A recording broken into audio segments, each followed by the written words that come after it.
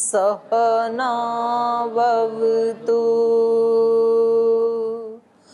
सहनौ भुनक्तु सह वीर्यं करवावहै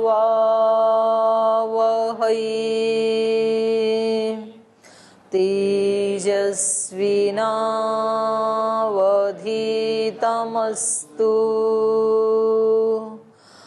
मा विद्विषावहै। ॐ शान्ति शान्ति शान्तिः।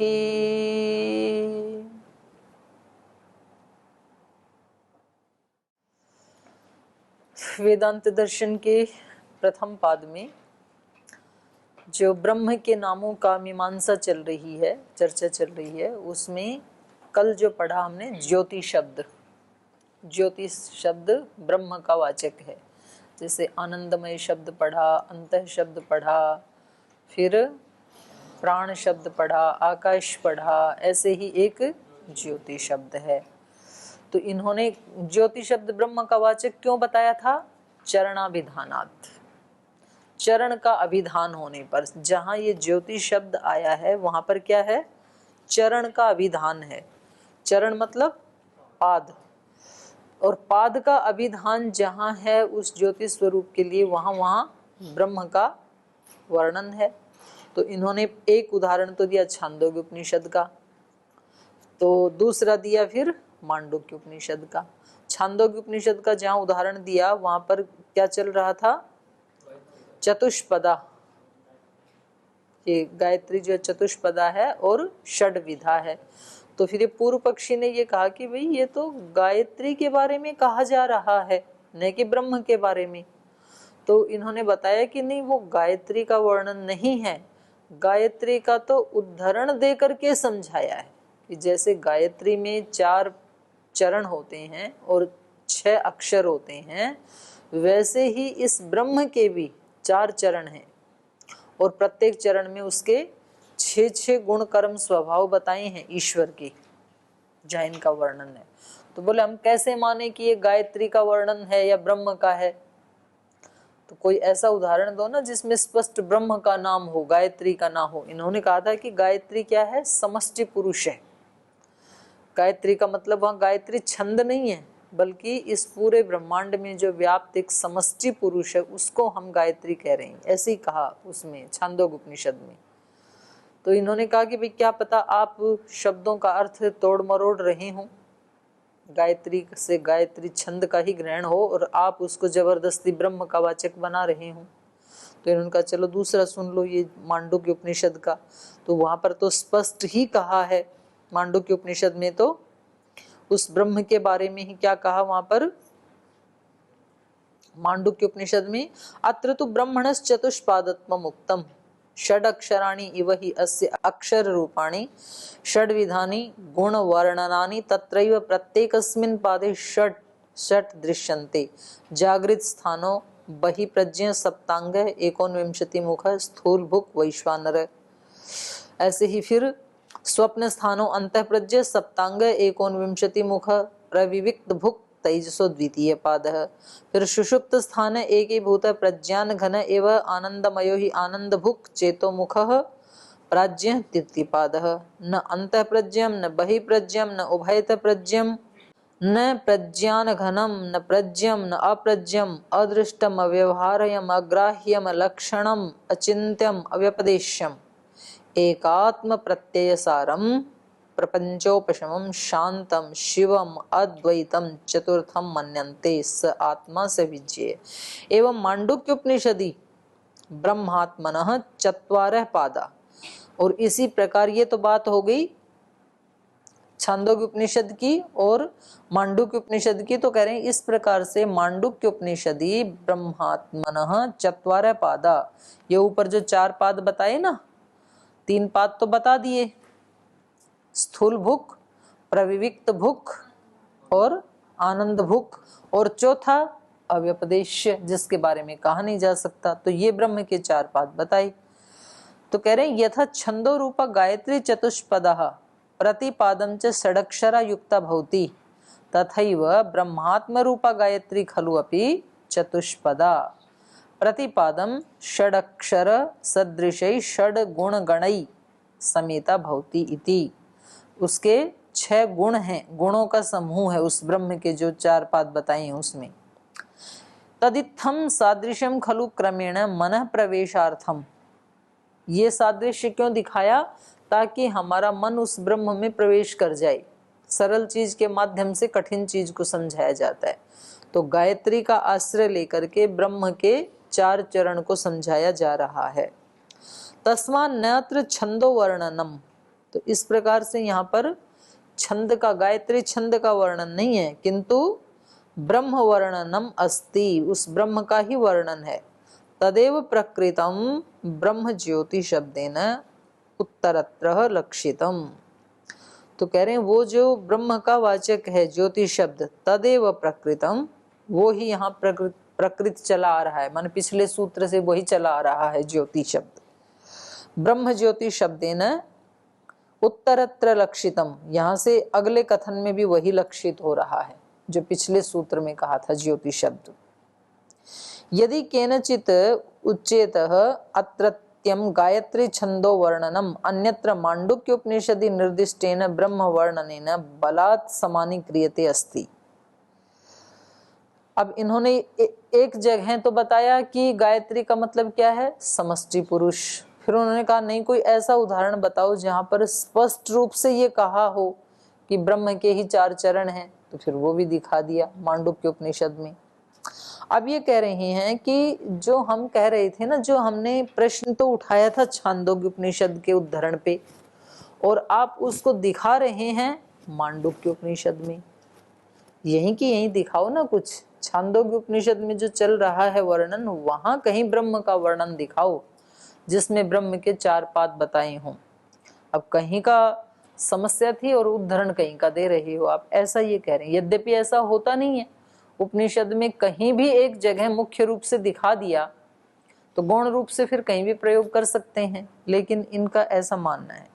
यदि केनचित उच्चेत, यदि कोई व्यक्ति पूछे कि अत्रत्य, अत्रत्य मतलब यहाँ के, अत्रत्यम गायत्री छंदो वर्णनम, यहाँ का जो गायत्री छंद का वर्णन है वह अन्यत्र मांडुक्य उपनिषदि निर्दिष्टेन ब्रह्म वर्णनेन बलात् समानीक्रियते।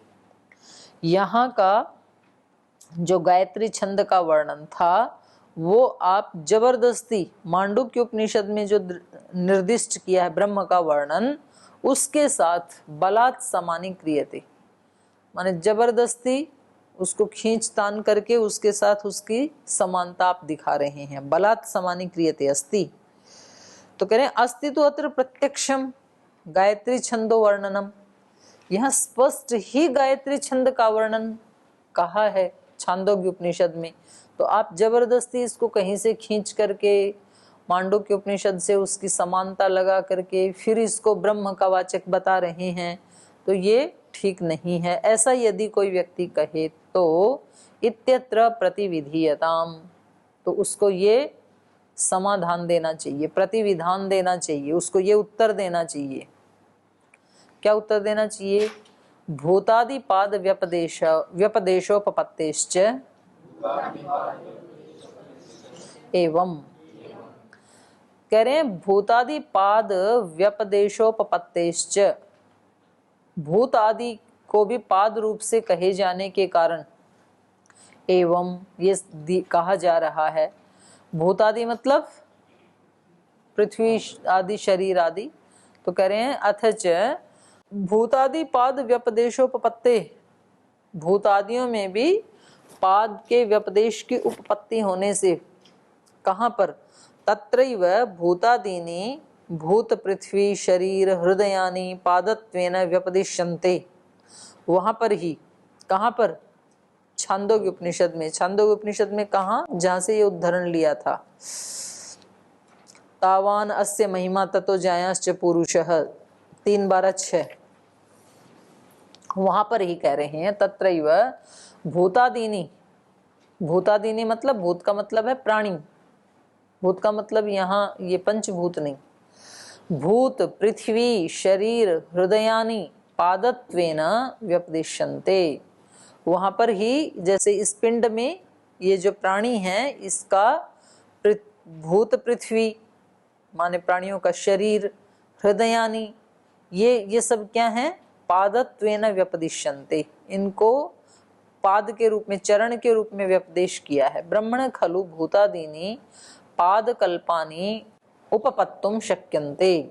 तो कह रहे हैं जैसे इस मनुष्य के हृदय शरीर आदि ये उसके चरण हैं, अंग प्रत्यंग हैं, ऐसे ही उस ब्रह्म के भी चरण हो सकते हैं। ब्रह्मण खलु भूतादीनि पादकल्पानि उपपत्तुम शक्यन्ते, उसके भी तो पाद हो सकते हैं, पाद की तरह ही। न छंदो नाम्ना गायत्र्या इति। तो फिर कह रहे हैं कि छांदोग्य उपनिषद का जो उद्धरण दिया है वहां पर गायत्री कहने से कोई छंद का नाम नहीं लिया जा रहा है। गायत्री छंद का नाम नहीं, वहां पर छंद का वाचक नहीं है गायत्री। एवं अपि प्रकृतम ब्रह्मैव गायत्री नामना ज्योतिर्नामना च उपदिश्यते।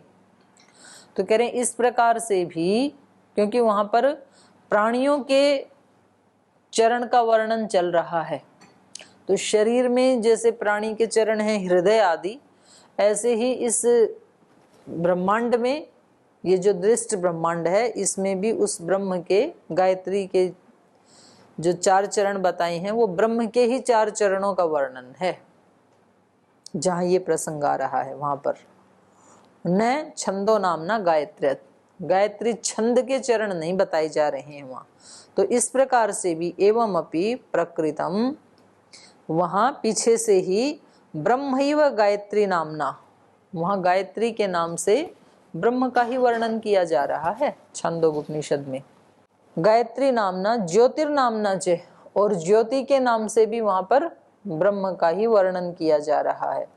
तो यहाँ पर स्पष्ट ही शास्त्र में जो भूत आदि हैं माने जो प्राणी हैं उनमें पाद व्यपदेशोपपत्ते है, वहां प्राणियों में उनके 4 चरणों का वर्णन किए जाने से वहां पर गायत्री छंद का ग्रहण नहीं हो सकता है बल्कि ब्रह्म का ही ग्रहण हो सकता है। आगे उपदेश भेदान नेति चेत नो भयः अस्मिन् अपि अविरोधात्।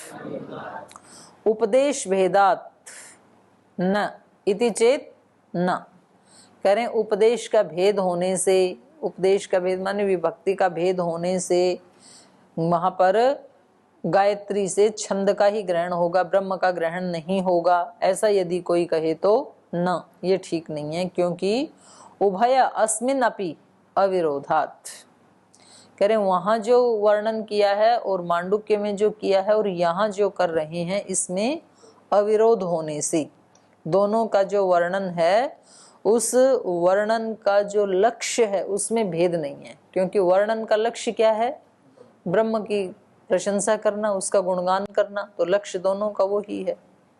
तो उपदेश भेदात न इति चेत उभयः अस्मिन् अपि अविरोधात्, इन दोनों में तो अविरोध है ना, वहां भी ब्रह्म का ही कथन किया जा रहा है, वर्णन किया जा रहा है, छांदोग्य में भी मांडुक्य में भी, तो दोनों जगह लक्ष्य का अंतर नहीं है। गायत्री प्रकरणे तो, गायत्री प्रकरण में क्या कहा, त्रिपादस्यामृतम दिवि इति सप्तम्याम उपदेशो अस्ति। यहाँ पर सप्तम्यंत दिवि शब्द है ना, तो दिवि कौन सी विभक्ति का वचन है, सप्तमी एक वचन है। तो कह रहे हैं यहाँ ऊपर इन्होंने कहा था ना उपदेश भेदात, दोनों जगह जो उपदेश किया है उसमें भेद है। भेद क्या है, एक में तो सप्तम्यांत है और दूसरे में पंचम्यांत है, तो ये तो भेद हो गया उपदेश का, ऐसा पूर्व पक्षी का कहना था। तो इनका समाधान देना ये है कि भले ही विभक्ति का भेद है, उपदेश में भेद है, लेकिन दोनों का लक्ष्य तो एक ही है ना। तो यहाँ पर कहा है त्रिपादस्य अमृतम दिवि, द्युलोक में उसके 3 पाद हैं, ये जो दिख रहा है ये तो एक चतुर्थ पाद है केवल।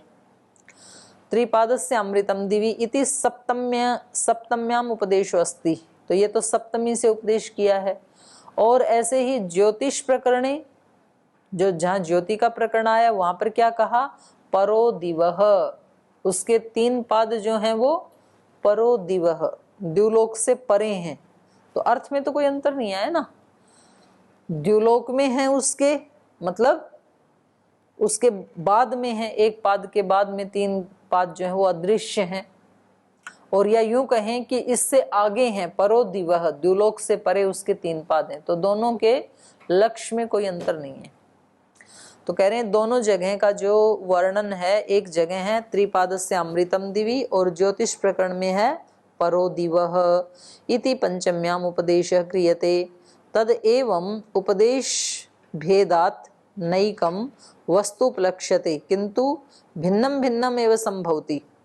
अब पूर्व पक्षी का कहना यह है कि दोनों जगह विभक्ति का भेद होने से एवं उपदेश भेदात, उपदेश का भेद होने से नैकम वस्तु उपलक्ष्यते, एक वस्तु ही उपलक्षित नहीं हो रही है, अपितु किंतु भिन्नम भिन्नम एवं संभवति, दोनों अलग अलग संभव हो सकते हैं विभक्ति का भी परिणाम होने से। यदि इति चेत उच्चेत तर्हि, ऐसा यदि पूर्व पक्षी कहे तो न, उसका ये कहना उचित नहीं है।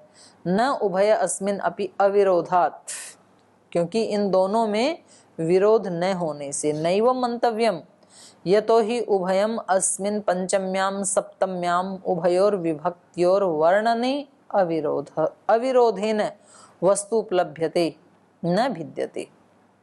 तो कह रहे हैं कि यहाँ पर नैवं मंतव्यम, ऐसा नहीं मानना चाहिए कि इन दोनों में कोई भेद है। यतो ही, क्योंकि उभयस्मिन, इन दोनों ही प्रसंगों में, पंचम्याम सप्तम्याम, 5वीं या 7वीं विभक्ति का जो वर्णन किया है, उभयो विभक्त्यो हो वर्णने, इन दोनों विभक्तियों का वर्णन करने में, अविरोधेन, विरोध न होने से, कोई विरोध नहीं है, लक्ष्य एक ही है, बात भी एक ही कही जा रही है। अविरोधेन वस्तु उपलभ्यते, बिना किसी भेद के उस एक ही वस्तु की उपलब्धि हो रही है। किसकी? ब्रह्म के 3 पाद की। दोनों उसी को कह रहे हैं, ब्रह्म के 3 पाद को ही कह रहे हैं। तो इसलिए वस्तु उपलभ्यते न भिद्यते, कोई भेद नहीं होता है, बल्कि वही वस्तु अर्थात परमात्मा के 3 पाद की ही उपलब्धि हो रही है। जैसे एक उदाहरण दे रहे हैं, तद यथा पर्वते मेघः या पर्वतात् परो मेघो वा इति लक्ष्यम भिद्यते। जैसे कोई व्यक्ति कहे पर्वते मेघः, तो पर्वते कौन सी विभक्ति है? 7वीं। पर्वत के, पर्वते सप्तमी है। पर्वते मेघो अस्ति, पर्वत के ऊपर मेघ है। और फिर कहे पर्वतात परो मेघ, पर्वत के परे मेघ है। तो पर्वतात क्या हो गई? दोनों के अर्थ में तो कोई भेद नहीं है ना, एक ही बात को कह रहे हैं।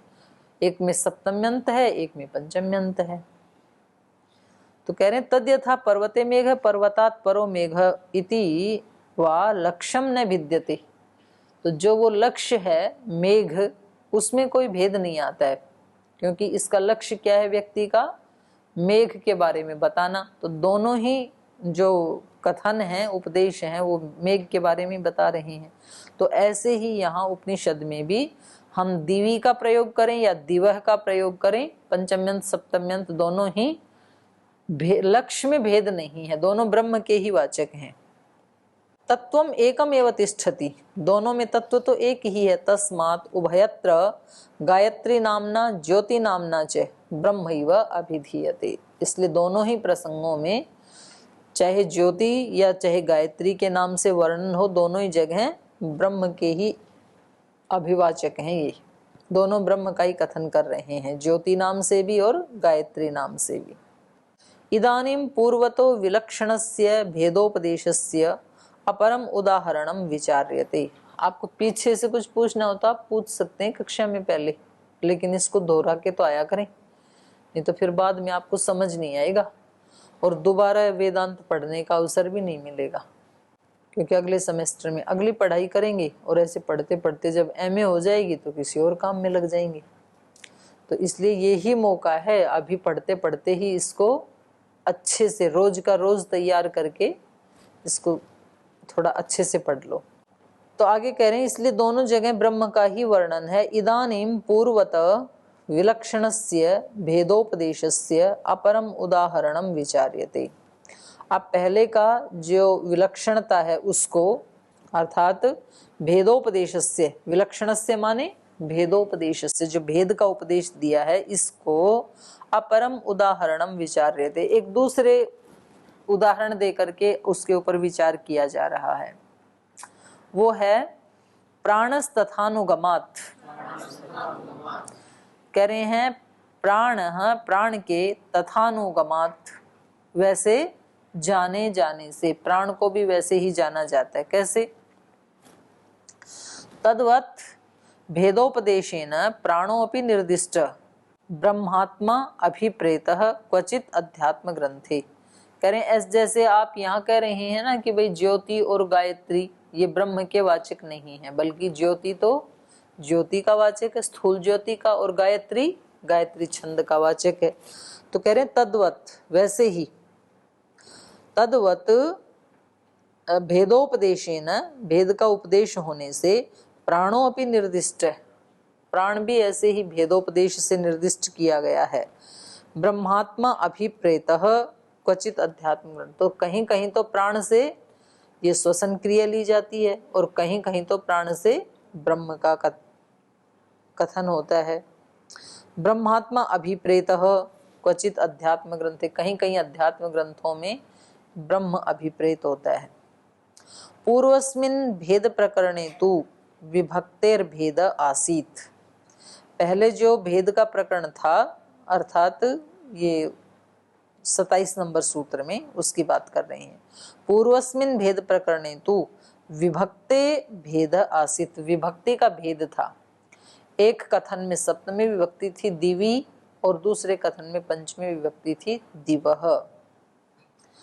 पंचमी सप्तमी भेदाद अपि, लेकिन इन दोनों विभक्तियों का भेद होने पर भी परम पुरुषो ब्रह्मात्मा तु एक एव लक्षितः, जो ये दोनों वर्णन, जिसका वर्णन कर रहे थे ब्रह्मात्मा, वो तो एक ही लक्षित हो रहा था, उसमें कोई भेद नहीं है।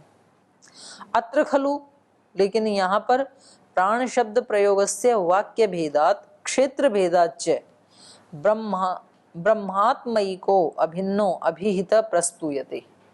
मतलब वहां तो बेशक, वहां तो विभक्ति का भेद था, लेकिन दोनों विभक्तियां एक ही वस्तु को कह रही थी।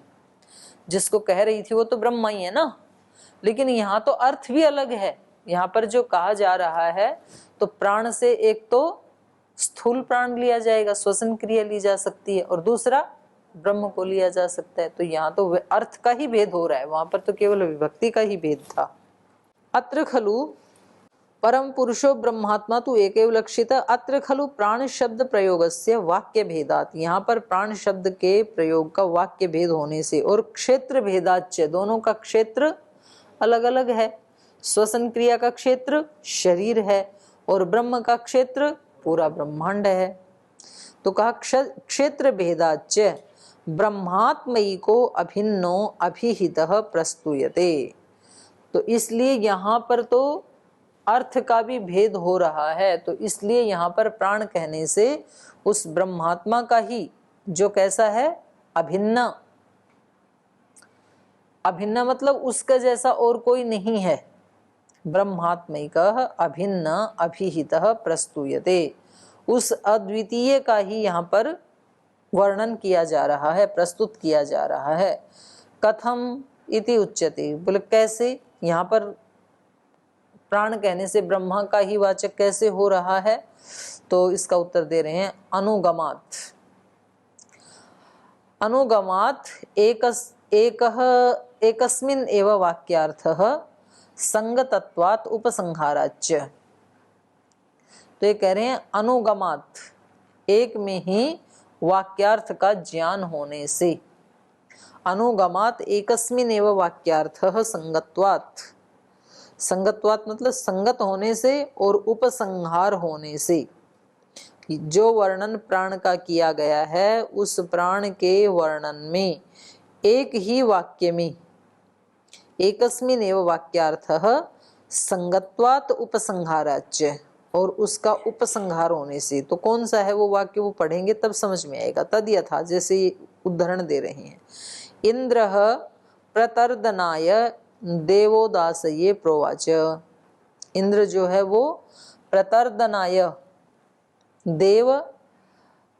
देवोदासये प्रोवाच, देवदास से उन्होंने कहा, इंद्र ने, प्राणोस्मि प्रज्ञात्मा तम माम आयु अमृतम इति उपास्व, अथ खलु प्राप्त एव प्रज्ञात्म इदं शरीरम परिगृह्य उत्थापयति न वाचं विजिज्ञासीत वक्तारं विद्यात् स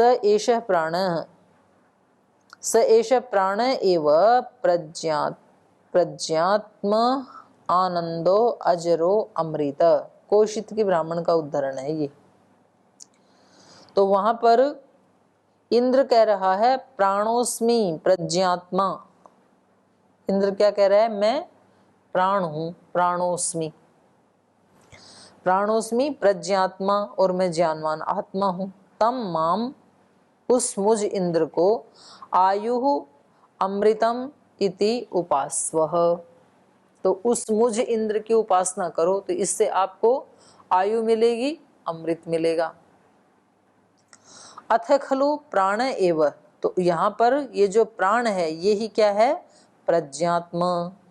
इदम शरीरम परिगृह्य, वो इस शरीर को प्राप्त करके, उत्थापयति, वो उठता है, न वाचम विजिज्ञासीत वक्तारम विद्यात् स एषः प्राण एव प्रज्ञात्मानंदो अजरो अमृत।